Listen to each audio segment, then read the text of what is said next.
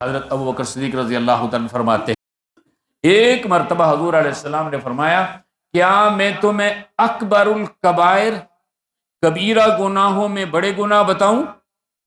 صحابہ کرام نے فرمایا حضور ضرور بتائیے۔ گناہ تین قسم کے ہوتے ہیں، صغیرہ گناہ، کبیرہ گناہ، یہ تو سبھی سمجھتے ہیں نا، چھوٹا گناہ بڑا گناہ، لیکن ایک گناہ ہوتا ہے اکبر الکبائر، کبیرہ گناہوں میں بھی بڑا گناہ۔ تو وہ تین قسم کے گناہ ہوتے ہیں، صغیرہ گناہ، کبیرہ گناہ، اور تیسرے ہیں اکبر الکبائر، کبیرہ گناہوں میں بھی بڑے گناہ۔ آپ صلی اللہ علیہ وسلم نے فرمایا کیا میں تمہیں اکبر الکبائر بڑے گناہوں میں بڑے گناہ بتاؤں؟ صحابہ کرام نے فرمایا حضور ضرور بتائیے۔ آپ صلی اللہ علیہ وسلم نے فرمایا اللہ کے ساتھ کسی کو شریک، یہ صرف کبیرہ ہی نہیں اکبر الکبائر ہے، کبیرہ گناہوں میں سب سے بڑا گناہ ہے اللہ کے ساتھ کسی کو شریک ٹھہرانا۔ پھر آپ نے فرمایا ماں باپ کی نافرمانی، ماں باپ کی نافرمانی صرف کبیرہ گناہ ہی نہیں اکبر الکبائر۔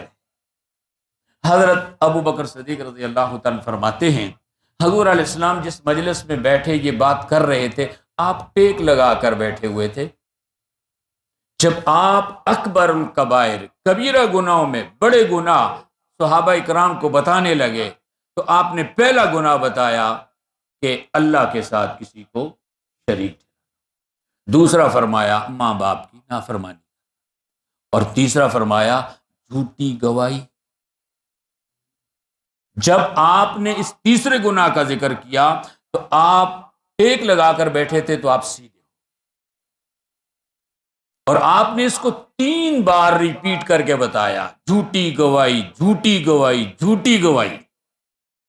اس سے آپ اندازہ لگائیے کہ ٹاپ لیول کے 3 بڑے گناہ ہیں، اللہ کے ساتھ کسی کو شریک ٹھہرانا، ماں باپ کی نافرمانی کرنا اور جھوٹی گواہی دینا۔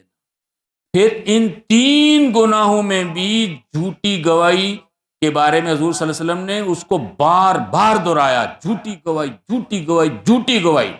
محدثین کرام فرماتے ہیں آپ صلی اللہ علیہ وسلم کے اس انداز سے یہ بات استنباط کی جاتی ہے، استدلال کیا جا سکتا ہے کہ گویا یہ جھوٹی گواہی شرک اور ماں باپ کی نافرمانی سے بھی زیادہ بری۔ کیسے؟ یہاں تک علماء نے فرمایا گواہی دینا یا اس کو آپ جھوٹا غلط ووٹ کو کاسٹ کرنا، یہ زنا سے، شراب پینے سے، قتل کرنے سے، شرک سے بھی بڑا گناہ ہے۔ کیوں؟ آپ جانتے ہیں میں ہوائی بات نہیں کرتا، یہ جو گناہ ہے نا ان کی تلافی ہو سکتی ہے۔ ایک آدمی مشرک تھا، کافر تھا، توبہ کی، کفر شرک معاف، تلافی ہے نا۔ ماں باپ کا نافرمان تھا، توبہ کر لی، معاف ہو گیا۔ شراب پی تھی، توبہ کی، معاف ہو گیا۔ زنا کیا تھا، توبہ کی، اللہ کے ہاں معاف ہو گیا۔ لیکن ایک آدمی نے غلط آدمی کو ووٹ دیا، اس کو قومی اسمبلی کا ممبر بنا دیا، اس ممبر نے جا کر پارلیمنٹ میں ایک قانون پہ شیطانی قوتوں کا ساتھ دیا۔ مثال کے طور پر ٹرانسجینڈر کا قانون ہے، ٹرانسجینڈر آپ کی اطلاع کے لیے عرض ہے، ان میں آپ یقیناً بزی ہوں گے۔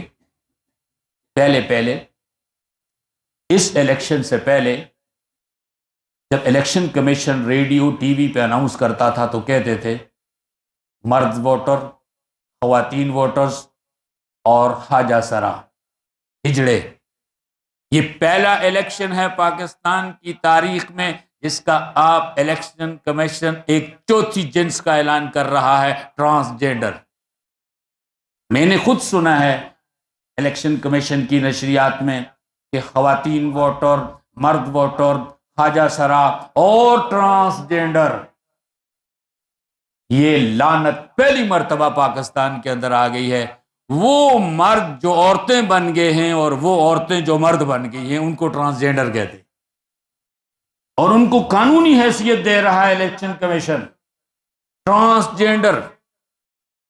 اب آپ نے ایک شخص کو ووٹ دیا، وہ اسمبلی میں جا کر ٹرانسجینڈر کی حمایت میں جو ہے ووٹ دیتا ہے کہ ایک مرد کو عورت بننے کا حق ہے، ایک عورت کو مرد بننے کا حق ہے، قانوناً اس کو اجازت دی جائے۔ اور آپ جانتے ہیں جنس کو بدلنا یہ کس کا کام ہے؟ اللہ پاک نے جب شیطان کو مردود قرار دے کر جنت سے نکالا تو اس نے اللہ سے چند باتیں کی۔ ایک تو یہ کہا میں آدم کی اولاد کا پیچھا نہیں چھوڑوں گا، مورچے لگا کر بیٹھ جاؤں گا، ان کو گمراہ کروں۔ دوسرا اس نے کہا اللہ میں تیری تخلیق کو بدل کے رکھ دوں گا، فَلَا يُغَيِّرُنَّ خَلْقَ اللَّهِ۔ یہ شیطان نے کہا تھا اللہ سے، اے اللہ میں تیری خلق کو بدلوں گا، تو جس کو مرد بنائے گا میں اس کو عورت بنا دوں، تو جس کو عورت بنائے گا میں اس کو مرد بنا دوں۔ اب بتاؤ مرد کو عورت اور عورت کو مرد بنانا یہ ایجنڈا کس کا ہے؟ شیطان کا ہے۔ جنت سے نکلتے وقت اس نے خدا کو کہا تھا، اور شیطان آپ کو پتا ہے انسانوں میں سے بھی ہوتا ہے اور جنات میں سے۔ قرآن پاک کی آخری آیت سورہ ناس، اس میں آتا ہے من الجنۃ والناس، شیطان جنوں میں سے بھی ہے اور انسانوں میں سے بھی ہے۔ قرآن خبر دے رہا ہے جنسوں کو بدلنا، خدا کی تخلیق کو بدلنا شیطانی ایجنڈا ہے۔ اس جنی شیطان کے ساتھ آج انسانی شیطان بھی مل گئے ہیں اور دنیا کے اندر ٹرانسجینڈر کا قانون بنا کر انسانوں کی جنسوں کو بدل رہے ہیں۔ اب آپ کا نمائندہ جب اس شیطانی کام میں شریک ہوگا تو آپ کو افسوس ہوگا، اوہو میں نے تو ایک غلط آدمی کو ووٹ دے دیا، وہ تو خدا کا باغی ہے، وہ تو شیطان بن گیا ہے اور وہ مرد کو عورت بنا رہا ہے، عورت کو مرد بنا رہا ہے۔ مجھے بتاؤ اگر آپ توبہ کر لیں کہ جی میں توبہ کرتا ہوں یا اللہ میری توبہ، لیکن کام تو ہو گیا نا، آپ کی توبہ سے یہ کام نہیں رکے گا۔ میں نے اس لیے کہا مشرک توبہ کر کے موحد بن سکتا ہے، کافر توبہ کر کے مسلمان بن سکتا ہے، زانی توبہ کر کے شریک بن سکتا ہے، شرابی توبہ کر کے شراب کا گناہ معاف کروا سکتا ہے۔ غلط آدمی کو ووٹ دینے والا وہ اس کا تیر ہاتھ سے نکل گیا ہے، اب وہ اس کی توبہ سے اس کی تلافی نہیں۔ اس لیے اللہ کے نبی صلی اللہ علیہ وسلم نے جھوٹی گواہی کو شرک اور ماں باپ کی نافرمانی سے بھی سخت قرار دیا۔ ایک اور حدیث میں آتا ہے حضور علیہ السلام ایک مرتبہ فجر کی نماز پڑھانے کے بعد صحابہ کرام کی طرف متوجہ ہوئے اور آپ نے بڑے غصے میں بڑے جلال میں فرمایا اللہ نے جھوٹی گواہی کو بت پرستی کے برابر قرار دے دیا، اللہ نے جھوٹی گواہی کو بت پرستی کے برابر قرار دے دیا، اللہ نے جھوٹی گواہی کو بت پرستی کے برابر قرار دے دیا۔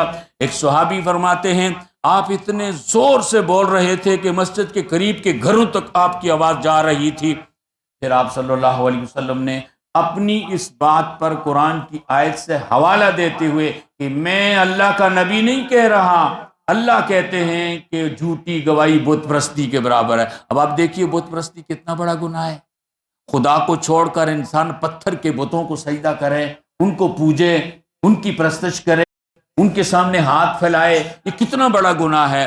فرمایا جھوٹی گواہی، اور اس پہ حضور علیہ السلام نے یہ آیت پڑھی فَاجْتَنِبُوا الرِّجْسَ مِنَ الْأَوْثَانِ، قرآن پاک میں آتا ہے صنم پرستی سے بچو، بت پرستی کی گندگی سے بچو۔ رجس عربی میں گندگی کو کہتے ہیں۔